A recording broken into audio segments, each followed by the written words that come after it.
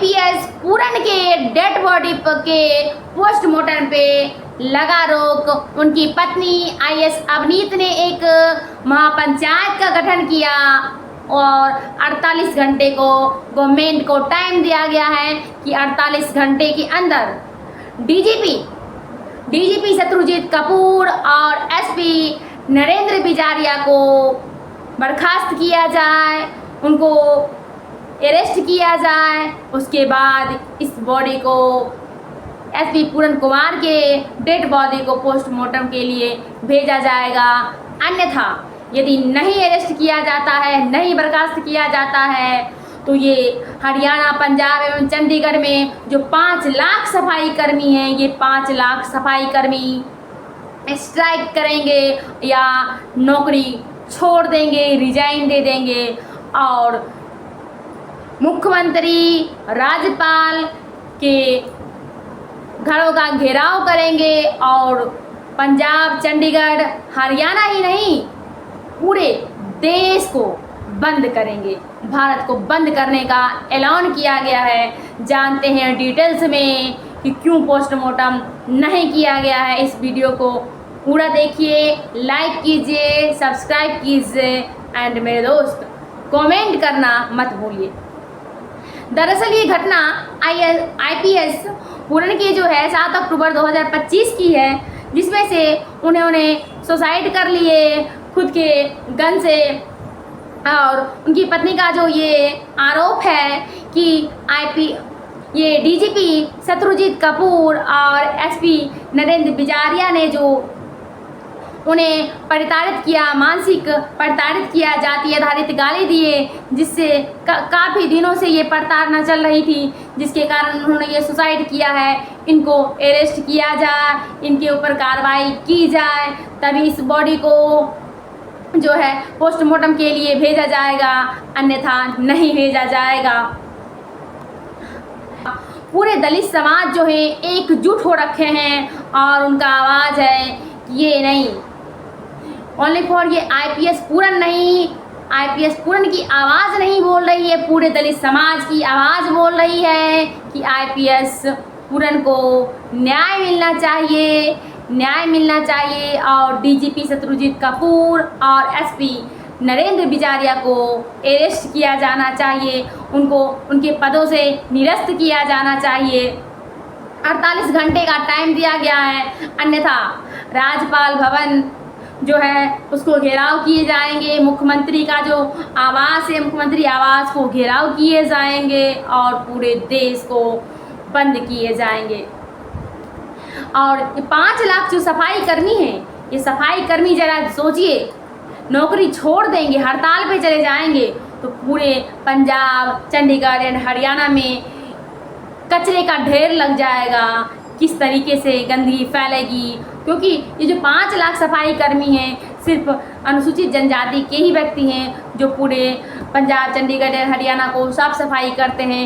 यदि वो स्ट्राइक करेंगे तो क्या होगा, मुख्यमंत्री के घर को भी घेराव करेंगे। और लास्टली उन्होंने यही कह रहे हैं कि मुझे न्याय क्यों नहीं मिल रही है। ज़रा सोचिए, एक डीजीपी के सेकेंड रैंक के ऑफिसर जो हैं आईपीएस पूरन जी, जो एक पूरे राज्य के सेकेंड ऑफिसर हैं, पुलिस ऑफिसर हैं, वो और उनकी पत्नी आईएस अवनीत को जब न्याय नहीं मिल रहा है और ये डीजीपी शत्रुजीत कुमार जी के लिए जो ये एसआईटी कमेटी का जो गठन किया गया था जांच के लिए, वो एसआईटी कमेटी में पता है कौन है? उस एसआईटी कमेटी में इंस्पेक्टर रैंक के आईएएस लेवल के ऑफिसर हैं।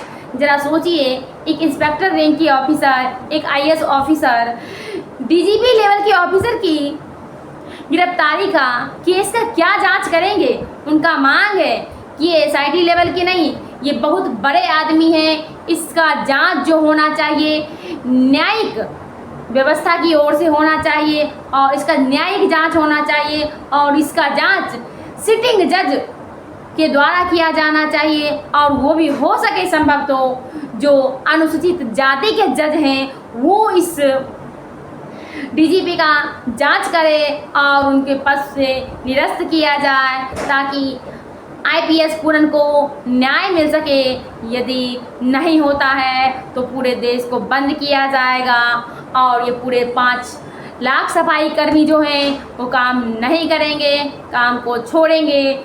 ज़रा सोचिए हमारे देश की क्या स्थिति बन रखी है कि इतने बड़े बड़े लेवल के ऑफिसर को जब टॉर्चर किया जाता है, मानसिक प्रताड़ना दी जाती है, जब वो आत्महत्या कर सकते हैं, तो हम और आप किस कटघरे में खड़े हैं? किस उम्मीद से न्याय मिलेगी?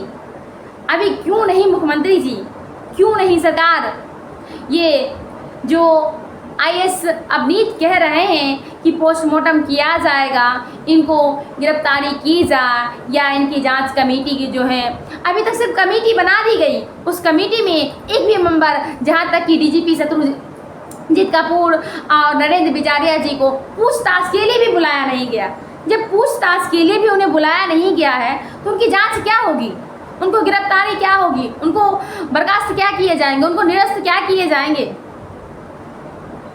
उनका यही कहना है कि इनकी बॉडी को पोस्टमार्टम कर दिया जाएगा, सबूत को मिटा दिए जाएंगे, 2-4 दिन हल्ले होंगे, हंगामे होंगे, बस शांत हो जाएगी, ना न्याय मिलेगा।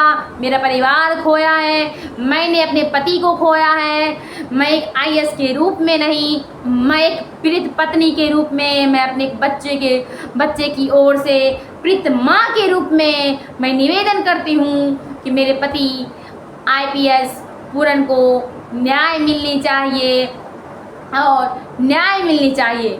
आपको क्या लगता है कि जब इतने बड़े लेवल के ऑफिसर को न्याय नहीं मिलेगी तो हमें क्या न्याय मिलेगा? आपको क्या न्याय मिलेगी?